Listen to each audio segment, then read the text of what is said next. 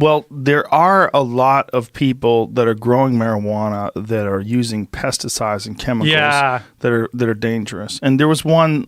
What was the company that got caught recently, Jamie? They tested their stuff.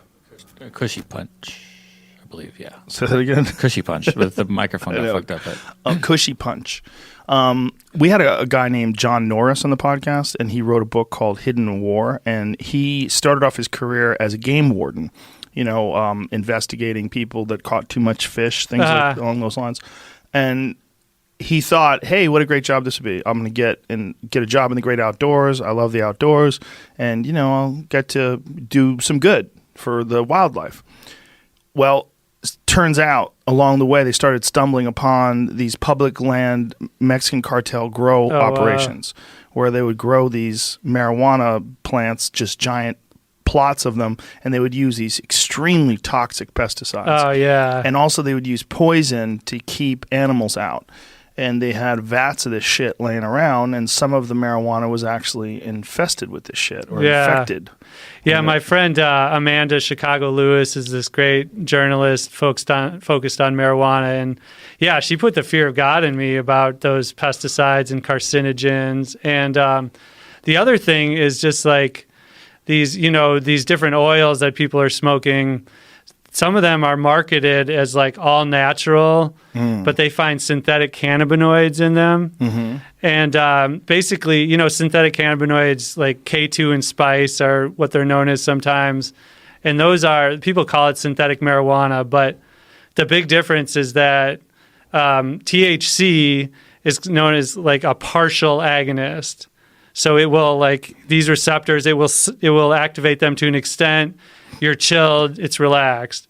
But the cannabinoids, they also interact with the cannabinoid receptors, same as THC, but they're full agonists. And so they make you basically go crazy, and your heart starts beating fast. You start, people overdose and die on these cannabinoids. And these are all made in China too. I went into a lab in China where they made these, and they made fentanyl analogs. They let you in? Yeah, I mean, it was a whole thing. I wrote them on the internet. I made a fake email address, and I said, I'm a drug dealer. I'd like to visit your lab. May I do that when I come to China? And they said, yeah. What? Yeah, that's like... Did you have a fake drug dealer name?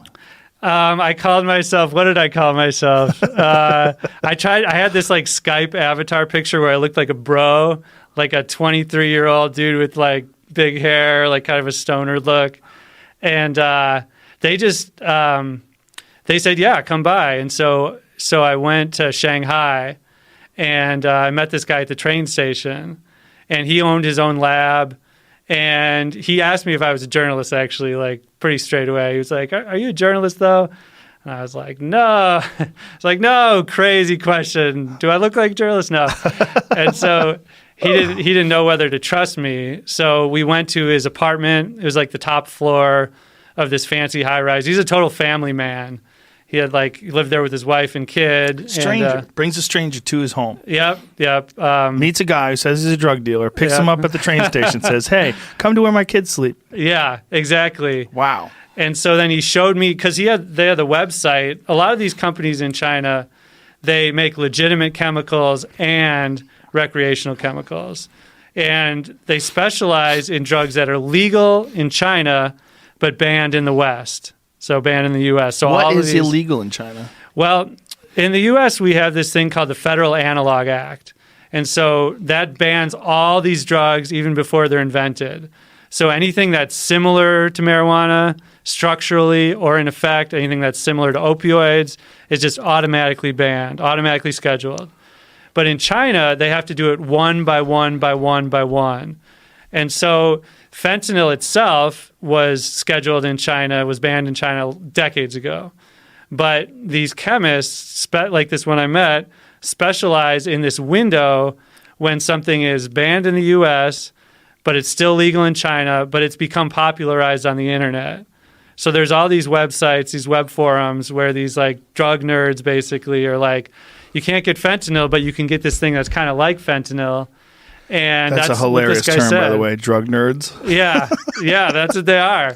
And like Jesus. psychonauts, I'm sure you've heard of psychonauts, Sure, right? yeah. They specialize in these new, usually psychedelics, they tend to prefer, that have never been tested on human subjects.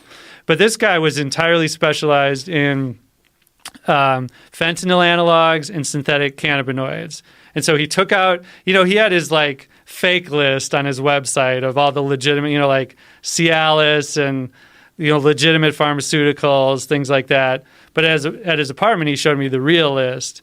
And that had all these, it was cannabinoids, fentanyl. It was like fake Valium, like different types of Xanax. And he showed me the prices, and I was like, all right, looks good. Can I go see your lab? And so finally he decided he trusted me.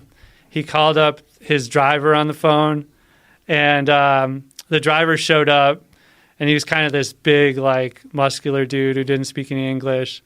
And I was a little worried. I was like, oh, this is the dude who's going to break my kneecaps when he finds out I'm a journalist, But I just got in the car, and we drove like 30 minutes to the outskirts of Shanghai.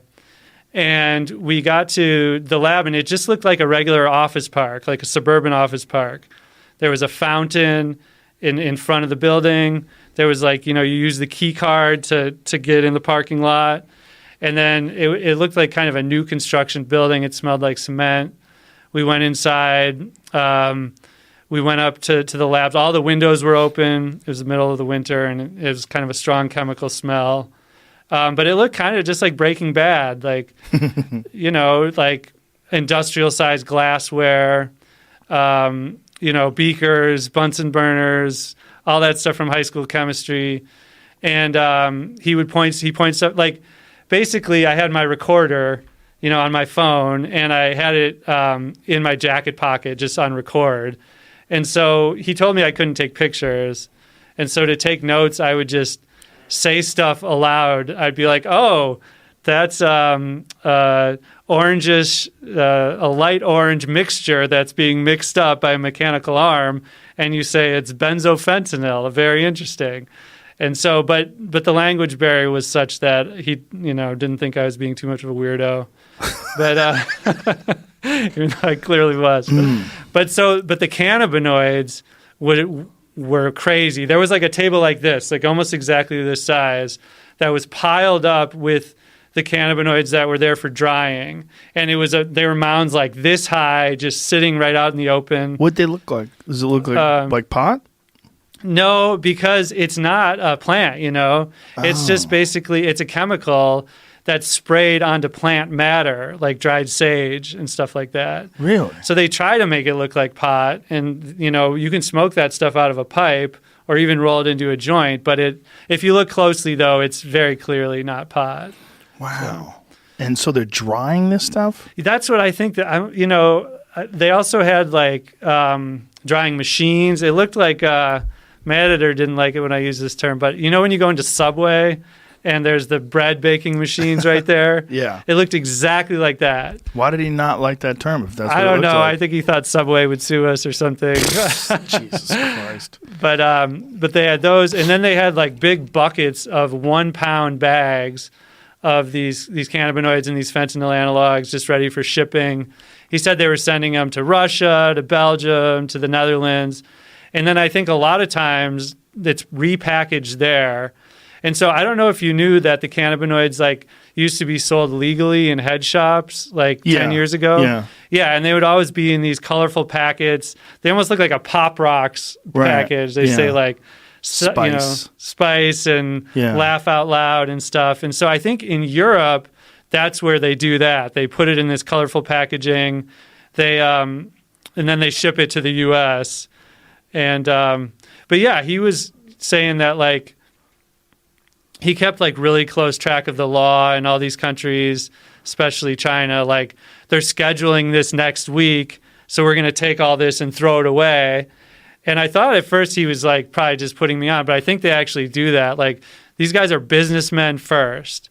They want to make money, and going afoul of the law, it just doesn't, it's not conducive. This is where bath salts came from, right? Exactly. Yeah. Bath salts tend to be cathinones. So synthetic cathinones. Have you ever heard of the cat plant? KHAT. Yes. Yeah. That's the hijackers, pirates in Somalia. They take love that. to take Yeah. that stuff. Yeah. It's really popular in the Middle East. It's like it's a stimulant. It gets you really. Have you tried it? No, I never have. Yeah, but I grew up in Minnesota though, and there's a big Somali population, and so there was a big controversy in Minnesota whether or not to ban cat leaves from being sold in regular stores. Is it legal? I think it is. I think it's not legal in the U.S. now, if I'm not, but I don't know for sure. Interesting. But so it's KHAT. Is that? Yeah, exactly. And so the synthetic cathinones are the synthetic version of that, like made in a lab. But they're there's tons of different kinds. You don't know how strong it is, and the bath salts. They, of course, it has nothing to do with like salts for your bath. You know, this was a misnomer, and they also called them like incense, and sometimes plant food. And on the back of all of them, it would say not intended for human consumption. So that was like the way they got around. They thought they could get around the Federal Analog Act because part of the law says that something is automatically illegal if it's intended for human consumption. So these guys are like, not intended for human consumption. Right. Just put it in your bath. Yeah. Your bath smells like fucking toxic chemicals. Yeah. Do you remember when the homeless guy ate someone's face? Remember that? And they said he was on bath salts? Yeah, but that was actually disproven. There was none found in his system. He was just crazy? The Causeway cannibal, I think they called him. Yeah. And he was just crazy, right? I think he may have like smoked some weed, but yeah, I don't think he had anything else in his system. Yeah. That was just high on life. Yeah. Oh man, Florida. The original Florida man. Yeah, it is. It's funny that one state is so synonymous with fuckery. Yeah, and they also had this thing called Flocka. Have you ever heard of that? Yes, I have, but I don't remember what it is. It's more cathinones, and like if you look it up on YouTube, there's all these people going crazy. That killed like I think maybe 100 people in Florida during a time, and the problem is, like the prohibition on drugs causes people to do really stupid things, right? So you have this cathinone like Flocka, and as bad as that was, once they banned Flocka, the chemists started manipulating the chemical structure. So they change one little thing. They add like a chlorine group, for example. So like a chlorine like molecule, it has nothing to do with the drug, but they just add it on there to make it so it becomes legal. But then it becomes more difficult for your body to like digest it. So it becomes worse for you, and the high becomes worse. And then they ban that, and then they make something new that's even worse for you. And it's just like down the line. And these Chinese, so that's what all these new drugs have in common. My book is about, they're called NPS, novel psychoactive substances. So fentanyl is the most famous and the most dangerous, but these include basically like synthetic new versions of every drug. So there's, marijuana, the NPS version is the synthetic cannabinoids. Heroin, the NPS version is fentanyl. There's LSD. So you take LSD. It's like a wonder drug, right? No one has ever died of an LSD overdose. People may have thought they were a bird or whatever and jumped off a roof, but no one has ever overdosed on the drug itself. But once they started really cracking down on LSD, these Chinese chemists started manufacturing this new type of psychedelic that was sold as acid. And so if you went on the dark web, this was like in the 10 years ago or so, 10 years ago, you would search for acid and you would think you were buying LSD, but you were buying this new psychedelic that could kill you and did kill you. These drugs are called N-bombs.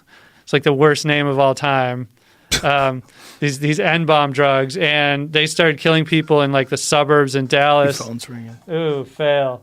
And yeah. You really were a music editor. Yeah. So these kids all thought they just wanted, they did their research. These were like smart kids who said, oh, LSD has never killed anyone. Let's get this new thing, and it killed them. And so it wasn't really LSD. It was just nothing in common at all.